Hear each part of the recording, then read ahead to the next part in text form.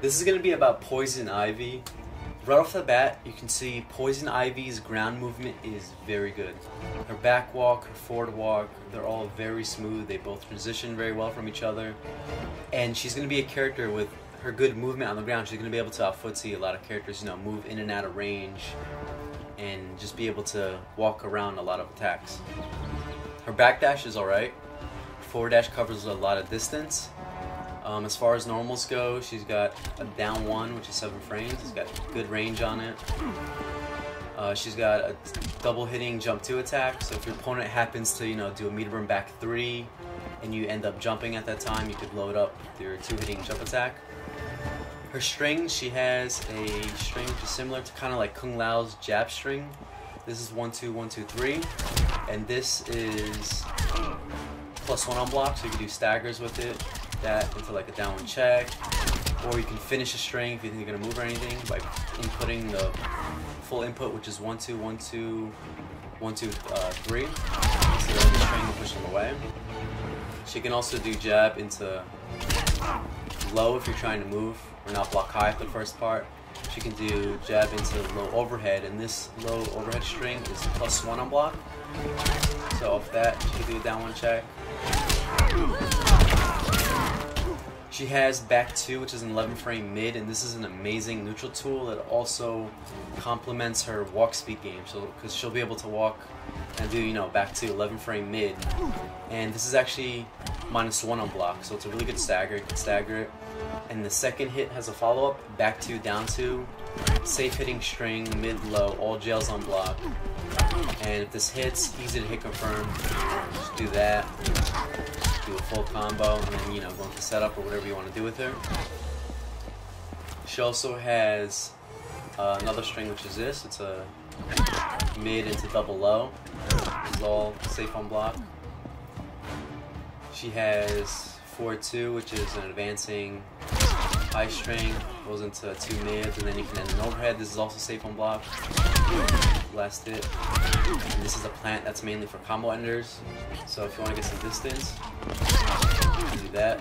Push them away from you. You can end your combo on that.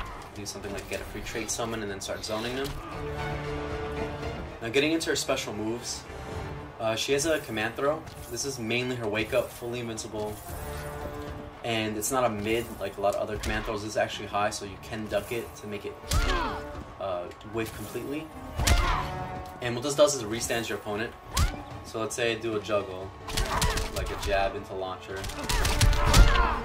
You can do this into command throw or restand them, it'll be 0 if you don't want to deal with your opponent's wake ups. And you can also meter burn it on the restand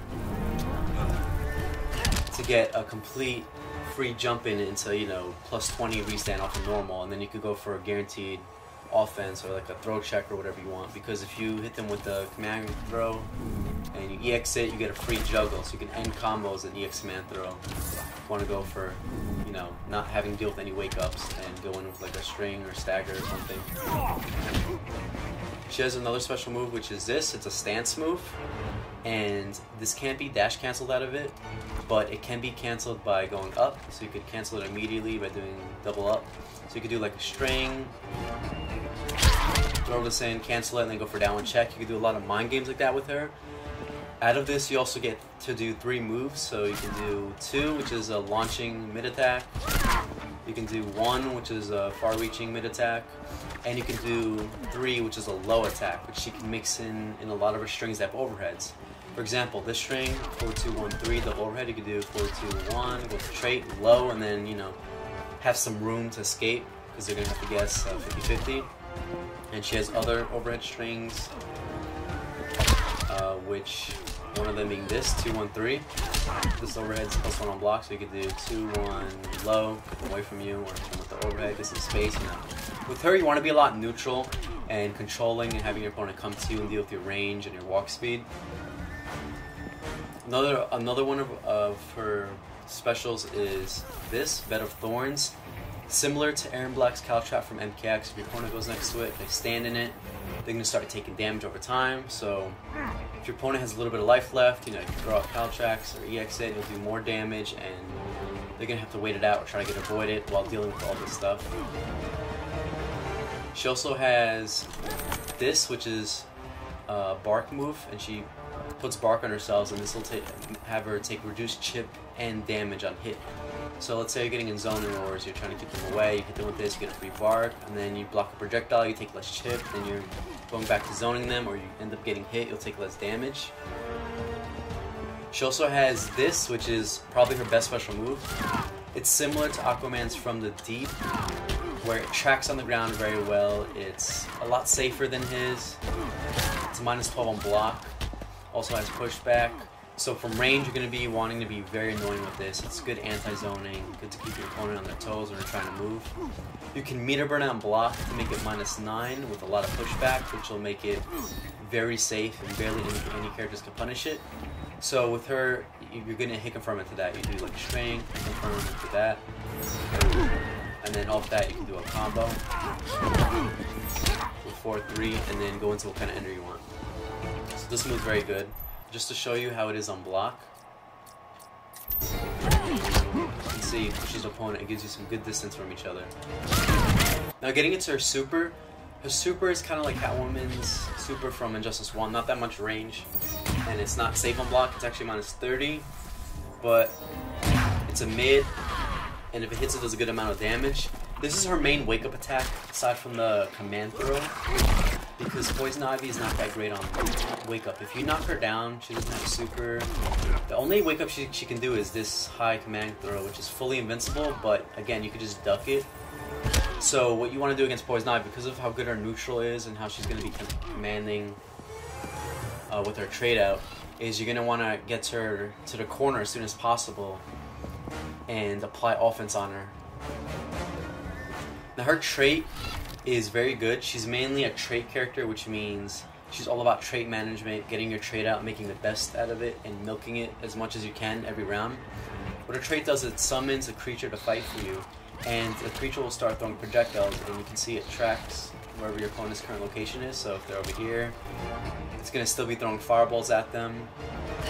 And the great thing is, while that's out, you're going to be doing this. You can zone, go cheap, harass the opponent nonstop. So I'll put the opponent on block just to demonstrate. If you get the trade out and it starts throwing projectiles, you can start pestering them with this, and they're going to be stuck. Just going to be having to wait till everything's over. You're going to be doing a good amount of chip. You're going to be building good meter. Just being completely annoying. And while they block the drill, remember, they're going to be having to guess if you meter burn it or not to advance forward. So if they end up getting hit by a meter burn one, hit them with another drill, you buy more time for your trade. And you always want to get this out as much as you can around and use the hell out of it. You can also, if you need to get in, and your opponent doesn't have meter push block, you can start doing stuff like this. The trade will cover you.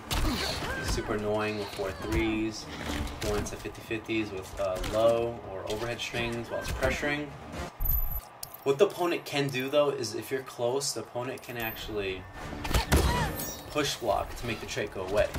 So it's not going to be free offense into all that stuff every single time your opponent has a bar. So mainly, since your opponent can push block, what Poison Ivy players are most likely going to do is they're going to end combos and string to send them far. This will give a free trade summon, and then you're going to be able to harass because your opponent can't push block if they're not up close. So she's going to be able to definitely use her trade from far to harass you non-stop with that. Also, while her trade is out and covering you, Poison Ivy can start doing other things like put up better Thorns, put bark up, then go back to zoning you, so she'll get all her little power-ups and fields, specials on the map while she's doing this. Her trait has another special, which is down 4. It'll end the trait and summon a low attack, and this low attack is +14 on block. So what you could do is wait until the trait's about to run out, after you do everything you want it to do. Right before the trait runs out, you can summon this move. It's an advancing low, you can combo after it. It's also +14 on block, so it's very good at the end. Poison Ivy is basically a very good neutral character. If you like neutral, if you like being very safe on everything, being able to confirm up everything, doing decent damage, if you like dictating the pace, having a lot of opponents come to you because they have to deal with your trait, being a total nuisance and being very annoying for your opponent with this anti-zoning move, then Poison Ivy is definitely a character you may be interested in playing.